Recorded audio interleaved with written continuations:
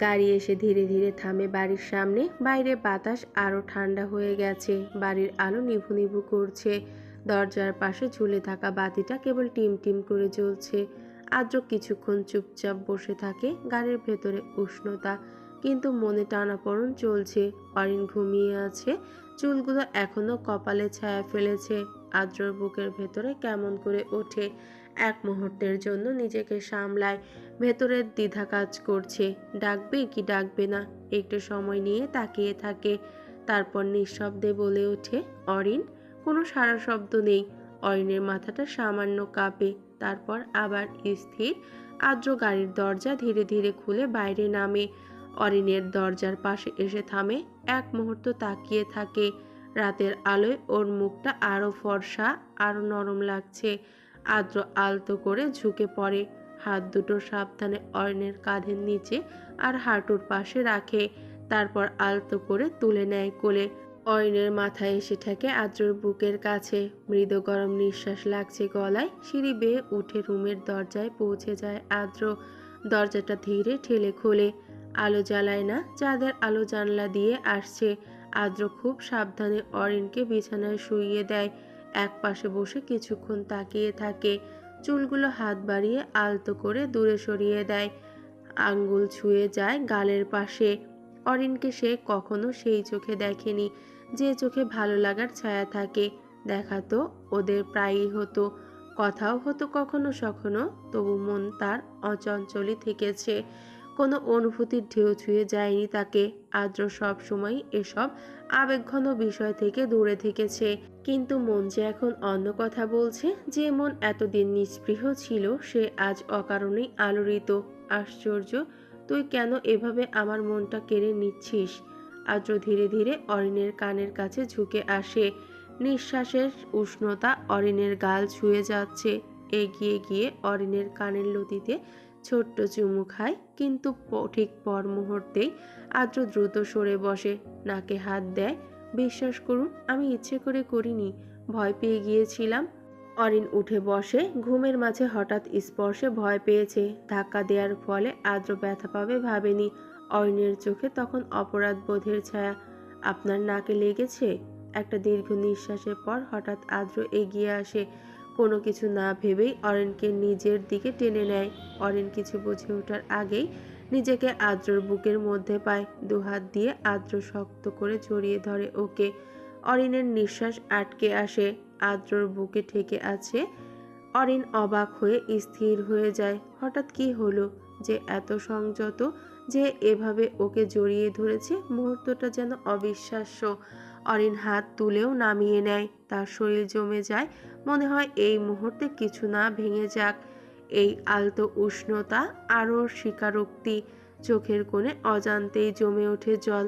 অরিন জানে না কেন কান্না আসছে, ভয়ে থাকে নাকি দীর্ঘদিনের চাপা ভালোবাসার স্পর্শে। আদ্রর বুকের কাছে ভিজে উঠতে থাকে। আদ্র টের পায়, ধীরে আলগা করে ধরে। দৃষ্টি অরিনের মুখের দিকে যায়, চোখের কোণে চকচকে জল। আদ্র হতবাক হয়ে যায়। কান্না করছিস কেন? আমি কি কিছু বলেছি? অরিন চোখ মুছে মাথা নাড়ায়, চোখ নামিয়ে নেয়, ঠোঁট কাঁপে সামান্য। আদ্র অরিনকে ধীরে ধীরে বিছানায় শুইয়ে দেয়। নিঃশ্বাস কেঁপে উঠছে সামান্য। আদ্র ভর ছেড়ে দেয়, গলায় মুখ গোজে। ভেতরের সব আকুলতা সেখানেই গলে যেতে থাকে। এক হাত বাড়িয়ে পাশে থাকা টেবিলের সুইচ আলতো করে চাপ দেয়। পর মুহূর্তে ঘরটা নিভে যায় অন্ধকারে। চাঁদের আলোয় শুধু থাকে, আর সেই আলোয় বিছানার কিনারায় পড়ে ছায়া আলোয় মিশে যায় দুটো ছায়া। সকালের মিষ্টি আলো ঘরে ঢুকেছে, বাতাসে উষ্ণতা আর প্রশান্তি। চোখ খুলেই অরিন বুঝতে পারে সে কারো বাহুতে বাঁধা। এক মুহূর্তের জন্য অবাক হয়, তারপর হালকা হাসি ছড়িয়ে যায় ঠোঁটে। আদ্র ওকে শক্ত করে জড়িয়ে ধরে আছে, আদ্রর বুকের উঠানামা অনুভব করছে। এমন শান্ত আদ্রকে সে খুব কমই দেখেছে। অরিন আস্তে করে নড়তে চায়, কিন্তু আদ্রর বাহু আরো শক্ত হয়ে আসে। অবচেতনে ওকে নিজের আরো কাছে টেনে নেয়। অরিন মাথা ঘুরিয়ে তাকায়। আদ্রর মুখ একদম কাছে, চোখ বন্ধ, শান্ত ঘুমে ডুবে আছে। চুলের একগুচ্ছ কপালে পড়েছে। অরিন সেই চুলগুলো সরিয়ে দেয়, কিন্তু মাঝপথে থেমে যায়, ভয় পায়। যদি আদ্র জেগে ওঠে, তবু পরক্ষণেই সাহস পেয়ে যায়। খুব আস্তে করে আদ্রর কপালের ওপর থেকে চুলগুলো সরিয়ে দেয়। সেই স্পর্শে আদ্রর ঠোঁটের কোণ হালকা নড়ে ওঠে, যেন স্বপ্নে কিছু দেখেছে। অরিনের মনে হচ্ছে এই মুহূর্তটা বাস্তব না, একটা মিষ্টি স্বপ্ন। ঠোঁটের কোণে হাসি খেলে যায়, নরম কণ্ঠে বলে, এখনো বিশ্বাস হচ্ছে না আপনি পাশে আছেন, যেন স্বপ্ন দেখছি। এখন ঘরটা পুরোপুরি আলোয় ভরে গেছে, জানলার পর্দা হালকা দুলছে, সকালের হাওয়া বইছে ভেতরে। অরিন ধীরে ধীরে আদ্রর হাত থেকে নিজেকে ছাড়াতে যায়, কিন্তু আদ্রর বাহু এতটাই শক্তভাবে ঘিরে আছে যে নড়াচড়া করাও মুশকিল। আদ্রর হাত তার কোমর জড়িয়ে রাখে আগের মতোই, ধীরে ধীরে আঙ্গুলগুলো খুলে নেয় নিজের কোমর থেকে। একটু মুক্তি মিলতেই হালকা নিঃশ্বাস ফেলে উঠে বসে, বিছানার পাশে বসে একবার তাকায়, মৃদু হাসে অরিন। তারপর আস্তে উঠে পড়ে বিছানা থেকে, চুলগুলো পেছনে টেনে গুজে নেয় কানের পাশে। রুম থেকে বেরিয়ে কিচেনে যায়। অরিন তখন কিচেনে ব্যস্ত, চুলায় প্যান বসানো, টোস্ট গরম হচ্ছে, পাশে ডিম ভাজা শেষ হয়েছে। ঠোঁটে এক টুকরো তৃপ্তির হাসি খেলে যায়। তখন বাইরের দিক থেকে গাড়ির শব্দ আসে। অরিনের হাত থেমে যায়, ও তাড়াতাড়ি জানালার দিকে এগিয়ে যায়, কিচেনের জানলা দিয়ে বাইরে উঁকি দেয়। কালো গাড়ি থেকে নামছে মালিনী বেগম, গায়ে হালকা রঙের শাড়ি। অরিনের মুহূর্তেই মনে পড়ে যায় সে এখন কি পরেছে, আদ্রর কালো টি শার্ট আর ট্রাউজার। এক মুহূর্তে গাল গরম হয়ে ওঠে লজ্জায়। ইস, এই অবস্থায় যদি দেখেন। হাতের তোয়ালে ফেলে দেয়, চুলের গিট খুলে তাড়াহুড়ো করে সিঁড়ি দিয়ে দৌড় দেয়। রুমে ঢুকে তাড়াতাড়ি কাবার্ড থেকে শাড়ি বের করে চুল গুছিয়ে নেয় তাড়াহুড়ো করে। অরিন ধীরে ধীরে সিঁড়ি বেয়ে নিচে নামে। নিচে নামতেই চোখ পড়ে সবে সোফায় বসেছেন মালিনী বেগম। অরিনকে দেখে হাসলেন, তারপর ধীরে জিজ্ঞেস করলেন, খেয়েছিস? অরিন মাথা নাড়ল, না, এখন খাবো। আদ্র অফিসে চলে গেছে? অরিন একটু থেমে নিচু গলায় উত্তর দেয়, না, যায়নি, এখনো রুমে আছে। মালিনী বেগমের মুখে হালকা বিস্ময়ের রেখা ফুটল, উঠে দাঁড়ালেন। অরিন বলল, চা করে দিব? মালিনী বেগম মাথা নাড়িয়ে বললেন, না রে, আমি খেয়ে এসেছি, তোরা খেয়ে নে।